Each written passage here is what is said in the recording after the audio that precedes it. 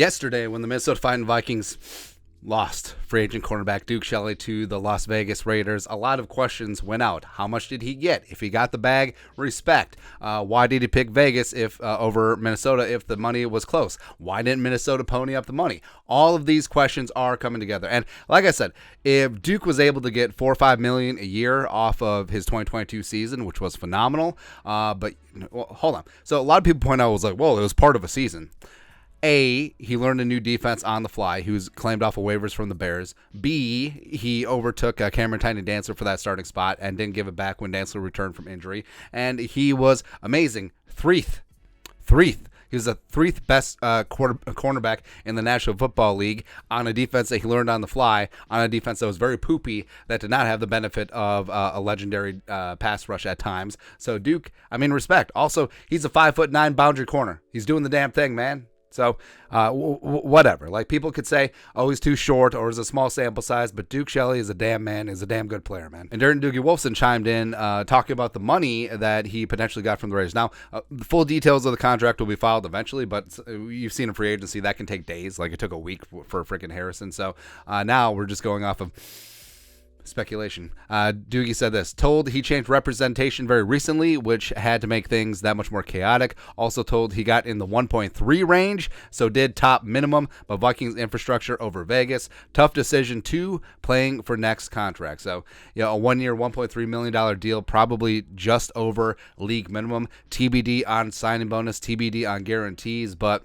it's ridiculous. And Duke chimed in on a Vikings fan page, Instagram, in the comments. They tried to get me for 1.2, if y'all was wondering. So if the Vikings were offering 1.2 and they ultimately signed for 1.3, it's not that much money, but you do have to factor in no state income tax in Nevada, so you're saving a big chunk of change there versus state income taxes in the great state of Minnesota, pretty high. And also you factor in lifestyle. It's Vegas, man. Also climate, also this, that, and other thing. So I understand why Duke potentially went to the Raiders. Even though you got to face Mahomes twice a year, you got to face Herbert twice a year, but you get to face Russell Wilson twice a year, which is kind of nice. And also, you got to face Justin friggin' Jefferson and Kirk Cousins next year as the Vikings roll into Legion Field. Woo! Road trip. That's right, man. But with Duke, it kind of sucks because if Kwesi really did lowball Duke Shelley, it doesn't make a lot of sense because he unearthed Duke Shelley. He picked Duke Shelley off of waivers from the Bears. He was a failed slot cornerback because he's a true blue outside corner. And Kwesi's an analytics guy, but he's got to have an ego. So he's like, hey, I did that. I found that guy. So I'm going to sign him to a 1 year, $1.4 million deal.